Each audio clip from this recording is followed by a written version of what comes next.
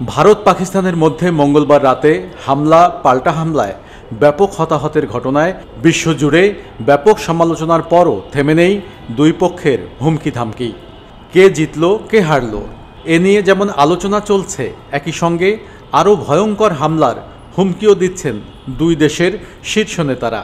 এরই মধ্যে বুধবার রাতে আবারও ব্যাপক গোলাগুলি হয়েছে কাশ্মীরের বিতর্কিত অঞ্চলে। লাহোরে বিস্ফোরক বোঝাই একটি ড্রোন ধ্বংস করেছে পাকিস্তানের নিরাপত্তা বাহিনী।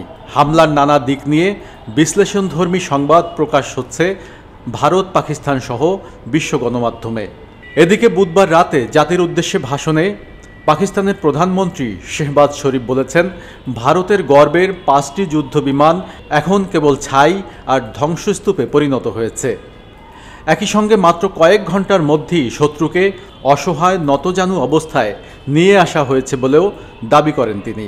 পাকিস্তানি সংবাদ মাধ্যম দ্য ডন বলছে, পাকিস্তানি সেনাবাহিনী মাত্র কয়েক ঘন্টার মধ্যে শত্রুকে নতজানু করতে সক্ষম হয়েছে। শেহবাজ শরীফ বলেন, আল্লাহর কৃপায় আমাদের ফাইটার জেটগুলো আকাশে এমন ঝড় তুলেছিল যে শত্রুরা ভয়ে চিৎকার করেছে। হামলার জন্য ভারতকে দাঁত ভাঙা জবাব দেওয়ারও হুঁশিয়ারি দেন শেহবাজ শরীফ। এদিকে টানটান উত্তেজনার মধ্যেই পাকিস্তানের পূর্বাঞ্চলীয় প্রদেশ পাঞ্জাবের রাজধানী লাহোরে বিস্ফোরক বোঝাই একটি ভারতীয় ড্রোন ভূপাতিত করা হয়েছে। লাহোরের ওয়ালটন বিমানবন্দরের কাছে ড্রোনটি ভূপাতিত করা হয়। ড্রোনটি সীমান্তের অপর পাশে তথা ভারতের ভেতর থেকে পরিচালনা করা হচ্ছিল। বৃহস্পতিবার এই তথ্য জানিয়েছে সংবাদ মাধ্যম আল জাজিরা। সংবাদ মাধ্যমটি বলছে, লাহোরে ভারতীয় গোয়েন্দা ড্রোন ভূপাতিত করা হয়েছে বলে রিপোর্ট পাওয়া গেছে। এর আগে পাকিস্তানের পূর্বাঞ্চলীয় এই শহরে একটি অজ্ঞাত বিস্ফোরণের খবর পাওয়া গেছে। অপরদিকে পাকিস্তান শাসিত আজাদ কাশ্মীরে ভারতের ক্ষেপণাস্ত্র হামলায় 31 জন নিহত হয়েছেন। এই ঘটনার পর সামরিক বাহিনীকে পাল্টা হামলার অনুমোদন দিয়েছে ইসলামাবাদ। পাকিস্তান বলছে, ভারতকে এই হামলার চড়া মূল্য দিতে হবে।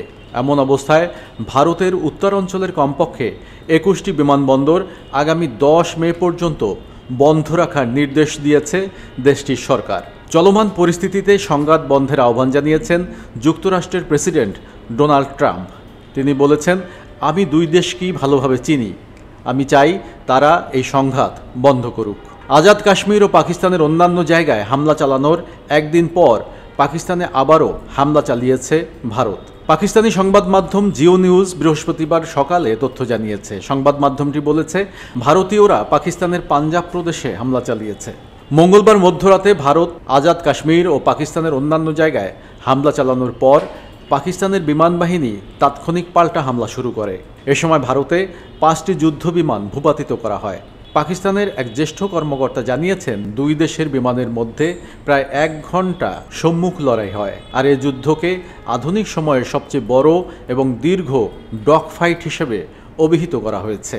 তিনি জানিয়েছেন, পাকিস্তানের 125টি যুদ্ধবিমান পাল্টা হামলায় অংশ নেয়, তবে দুই দেশের কোনো বিমানই একে অন্যের অংশে প্রবেশ করেনি।